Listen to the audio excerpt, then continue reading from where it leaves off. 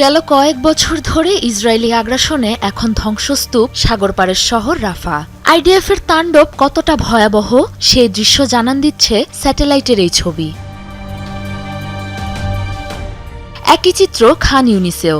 একসময় গাজার জনবহুল এই এলাকায় ছিল শত শত মানুষের বসবাস, ছিল কবরস্থানও।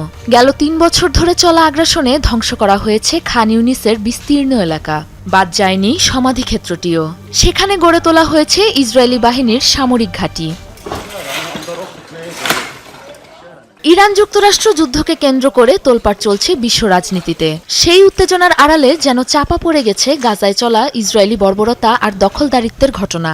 আন্তর্জাতিক বিভিন্ন গণমাধ্যম বলছে, বৈশ্বিক এই সংকটের সুযোগ নিয়ে গাজার বিভিন্ন এলাকা বেদখল করতে শুরু করেছে ইসরায়েল। আল জাজিরার অনুসন্ধানে সামনে এসেছে অবরুদ্ধ উপত্যকায় চিহ্নিত হওয়া আইডিএফের অন্তত ৪০টি সামরিক ঘাঁটির খবর, যার মাঝে চুক্তির পরই সম্পূর্ণ নতুনভাবে নির্মাণ করা হয়েছে ৮টি। বিশ্লেষণে উঠে এসেছে অস্থায়ী নয় বরং টেকসই ও দীর্ঘমেয়াদী সামরিক অবকাঠামো গড়ে তোলার পরিকল্পনার দিকেই এগিয়ে যাচ্ছে তেল আবিব। ভোররাতে বোমার বিকট শব্দে ঘুম থেকে উঠি, দেখি চারদিকে ছড়িয়ে ছিটিয়ে আছে রাতে শান্তিতে ঘুমাতে যাওয়া মানুষগুলোর হাড় মাংসের টুকরো। যাদের উপর হামলা হয়েছে তাদের সাথে হামাসের কোনো সম্পর্ক নেই, সবাই নিরপরাধ বেসামরিক, কিন্তু তাও প্রতিদিন ওরা আমাদের লক্ষ্য করে গুলি ছুটছে, মিসাইল মারছে। গাজার কোথাও কোনো নিরাপত্তা নেই।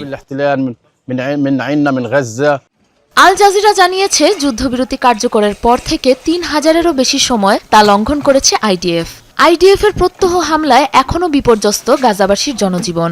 বৃহস্পতিবার কোনোরকম আগাম সতর্কতা ছাড়াই উপত্যকার আবাসিক এলাকা জুড়ে রাতভর হামলা চালায় নেতানিয়াহু বাহিনী, যাতে প্রাণ যায় ৪ শিশুসহ অন্তত ৯ ফিলিস্তিনির। গেল অক্টোবরে দুপক্ষের মাঝে যুদ্ধবিরতি কার্যকরের পর থেকে ইসরায়েলের অভিযানে নিহত হয়েছে অন্তত ৯০০ ফিলিস্তিনি। গুরুতর আহত হয়েছে কমপক্ষে ২,০০০-এরও বেশি মানুষ। সম্প্রতি এক বিবৃতিতে গাজা উপত্যকার একটি বিশাল অংশ স্থায়ীভাবে দখলের নির্দেশ দিয়েছেন ইসরায়েলের প্রধানমন্ত্রী Benjamin Netanyahu. Sabrina Nusrat, Jamuna news.